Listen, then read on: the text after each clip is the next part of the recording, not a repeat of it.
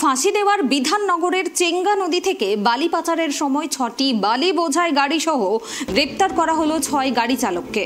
জানা গিয়েছে বিধাননগরের চেঙ্গা নদী থেকে রাতের অন্ধকারে অবৈধভাবে বালি তুলে সেই বালি পাচার করা হচ্ছিল বিহারের উদ্দেশ্যে।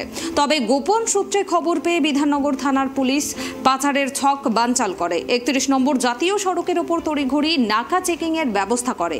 বিধাননগর থেকে উত্তর দিনাজপুরের দিকে যাবার সময় গাড়িগুলোকে আটক করা হয়। আমরা এই বিষয়ে বিস্তারিত জেনে নেব। এই মুহূর্তে আমার সঙ্গে টেলিফোন লাইনে জুড়ে আছেন ট্রাইব টিভির প্রতিনিধি ঋষি। ঋষি, তোমার কাছে বিস্তারিত জানতে চাইবো, কতজনকে আটক করা হয়েছে এই ঘটনায়?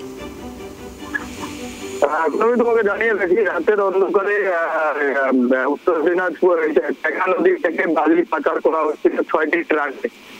তখনই পুলিশের কাছে খবর আসে অবৈধভাবে বালিগুলি পাচার করা হচ্ছে বিহারের উদ্দেশ্যে। তড়িঘড়ি নাগা চেকিং বসিয়ে দায়িত্বে থাকা ওসি অভিজিৎ বিশ্বাস এই গাড়িগুলিকে আটক করেন এবং বৈধ কাগজ মানে বালি চালান, সেই চালান কিন্তু চালকরা দেখাতে পারেনি। তড়িঘড়ি সেই গাড়িগুলিকে আটক করে ৬ জন চালককে কিন্তু গ্রেপ্তার করা হয়েছে। তবে তাদেরকে শিলিগুড়ি মহকুমা আদালতে পাঠিয়ে ৫ দিনের হেফাজতে নিয়ে তাদের তদন্ত করা হবে এই বালি পেছনে আর কারা কারা যুক্ত রয়েছে। কিন্তু প্রতিনিয়ত রাতের অন্ধকারে কিন্তু এভাবে বালি পাচার করা হচ্ছে বিহারে, অবৈধভাবে বালিগুলি নিয়ে যাওয়া হচ্ছে। ধন্যবাদ ঋষি।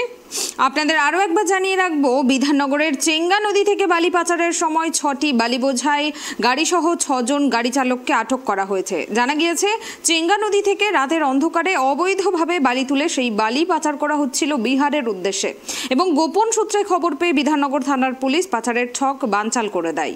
৩১ নম্বর জাতীয় সড়কের ওপর তড়িঘড়ি নাকা চেকিং এর ব্যবস্থা করে বিধাননগর পুলিশ এবং বিধাননগর থেকে উত্তর দিনাজপুরের দিকে যাবার সময় গাড়িগুলোকে আটক করা হয়।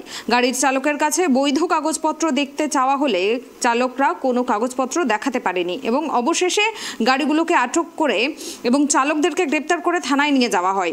রবিবার ধৃত ৬ জনকে শিলিগুড়ি মহকুমা আদালতে পাঠানো হয়।